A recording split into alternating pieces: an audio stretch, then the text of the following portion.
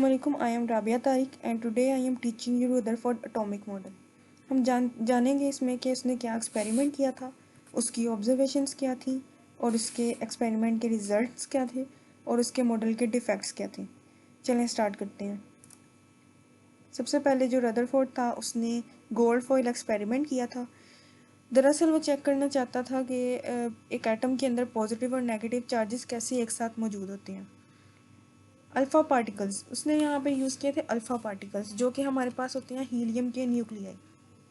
उसने alpha particles की bombardment करवाई थी गोल्ड फॉइल के ऊपर और उसकी थिकनेस यहाँ पे मौजूद है 0.0004 सेंटीमीटर।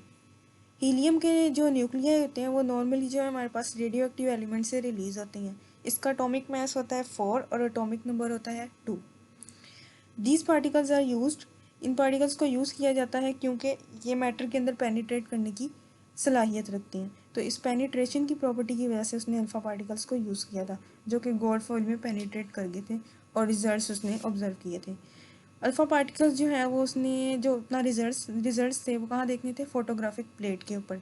तो यहाँ पे फोटोग्राफिक प्लेट भी यूज़ की जा सकती थी और जिंक सल्फाइड कोटेड स्क्रीन भी।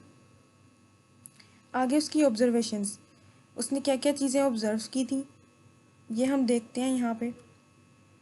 सबसे पहले तो उसने अल्फ़ा रेस को गोल्ड फॉइल के ऊपर गिराया, देखा कि कुछ पार्टिकल्स टकरा के वापस आ गए, कुछ जो थे वो डिफ्लेक्ट हो गए लार्ज एंगल्स पे, कुछ स्मॉल एंगल्स पे, और ज़्यादातर तो थे वो बगैर टकराए निकल गए। ठीक है, ये हमारे पास फोटोग्राफिक प्लेट है जिसके ऊपर वो सब कुछ ऑब्जर्व कर रहा है। तो उसने देखा कि कुछ ज़्यादातर पार्टिकल्स अनडिफ्लेक्टेड हो गए, कुछ लार्ज एंगल्स पे डिफ्लेक्ट हुए और कुछ टकरा के वापस आ गए। आगे हम देखते हैं रिजल्ट। सबसे पहले इसने ये रिज़ल्ट निकाला क्योंकि ज़्यादातर जो है वो हमारे पास डिफ्लेक्ट हुए बगैर ही वापस आ गए थे, यानी कि आराम से गुजर गए थे। तो उसने कहा कि एटम का ज़्यादातर वॉल्यूम एम्प्टी है। एटम के अंदर सेंटर ऑफ पॉजिटिव चार्ज मौजूद है जो कि न्यूक्लियस है। कंप्लीट रिबाउंस जो है कुछ पार्टिकल्स की वो शो करते हैं कि न्यूक्लियस हमारे पास हार्ड है जिसकी वजह से वो टकरा के वापस आ गए।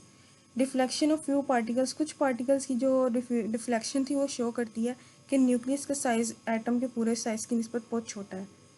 इलेक्ट्रॉन जो है वो न्यूक्लियस के गिर्द घूमते हैं। एटम जो है वो न्यूट्रल है, यानी कि नंबर ऑफ इलेक्ट्रॉन्स जो हैं वो नंबर ऑफ प्रोटॉन्स के बराबर हैं। जितने भी फंडामेंटल पार्टिकल्स न्यूक्लियस के अंदर मौजूद हैं उनको हम न्यूक्लियॉन्स का नाम देते हैं। आगे हम देखते हैं डिफेक्ट्स।